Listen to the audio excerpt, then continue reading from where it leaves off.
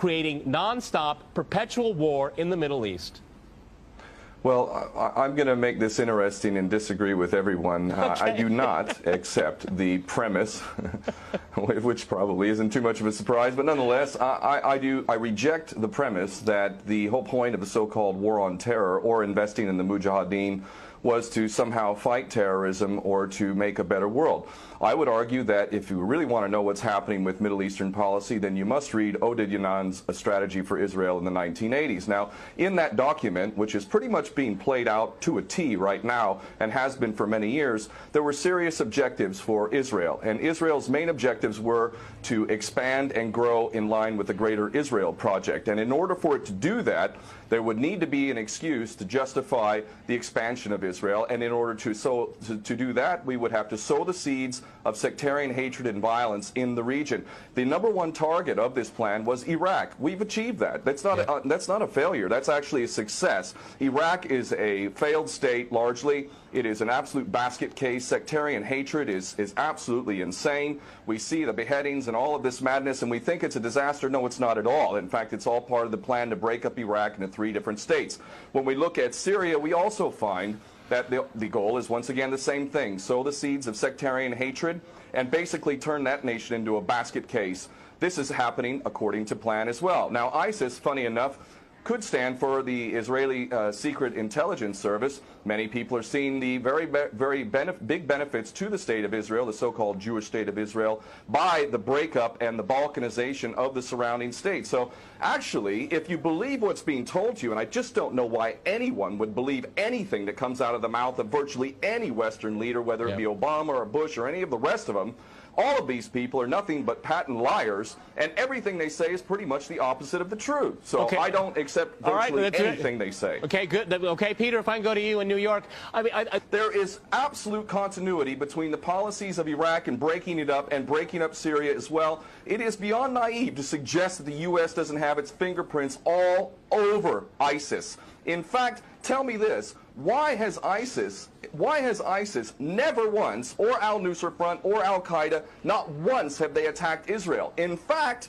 ISIS militants are getting medical attention in the Golan Heights and in Israel itself. What does that tell you? There is absolute continuity, but the actual policy, just like the Project for a New American Century laid out very clearly, that a, quote, new Pearl Harbor would be necessary to achieve this goal of full spectrum dominance. You could never tell the American people, or the world for that matter, we're going to fight wars of aggression where we're going to have to invade and occupy, we're going to have to spend hundreds of billions, if not trillions of dollars to achieve the goal of full spectrum dominance, which is to control, absolute control over air, land, sea, and space and cyberspace. The American people never would have bought it, so you can't tell them that. You have to tell them a bunch of lies, and we see this over and over again.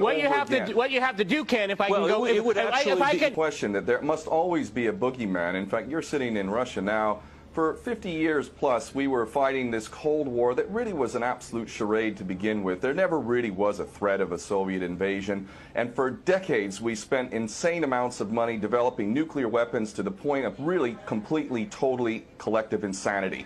And here we sit today in a world that threatens a third world war with a policy that is clearly intended to totally destroy Syria. Let's see what happens.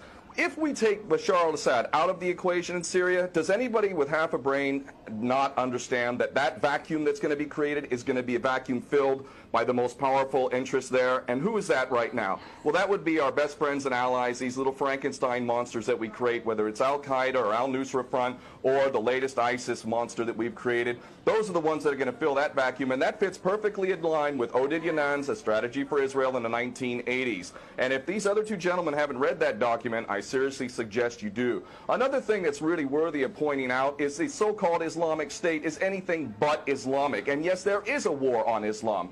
Islam is very understood by many Muslims around the world to be absolutely 100% forbidden for you to forcibly convert somebody to Islam or kill them.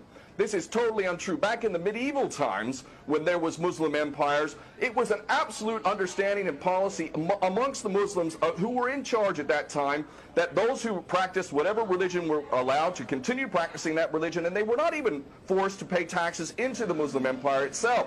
However, However, if people wanted to practice that religion, they would not be able to derive the benefits of the tax system and so on and so forth. The bottom line is no Muslim in their right mind would justify going in and literally executing men, women, and children simply because they don't convert to your religion. These people are not Islamic. They are creations of the monster, which is the empire of the United States and all its cohorts in Israel and England in particular. And this monster is purposely created to justify the continuing insanity of the never-ending war policy, which is really the core of America. And that is exactly why I renounce my U.S. citizenship. This madness cannot be considered anything but the major threat to the world.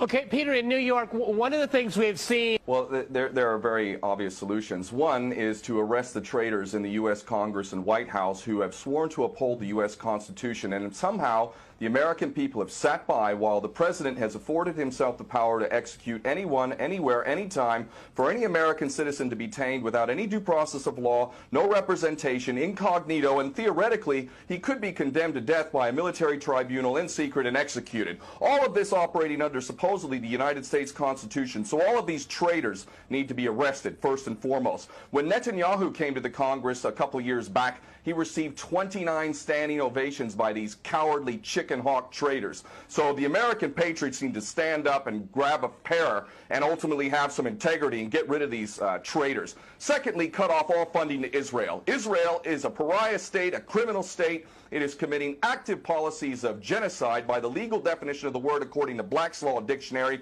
That country needs to be cut off right now. All of their attention needs to turn inward. Stop your little empire endeavors and full spectrum dominance and all of this sort of madness. Start taking care of your infrastructure back home. Start taking care of the American citizens who have worked their whole lives and now find themselves wondering how they're going to keep a roof over their head. All of that is very obvious and very sensible. Or America can continue to decline into an absolute total pariah state, hated and resented around the world, and maybe bring the whole world into World War III. I would prefer that we do the former instead of the latter, but ultimately we need some serious change in government, and that means getting rid of these traitors.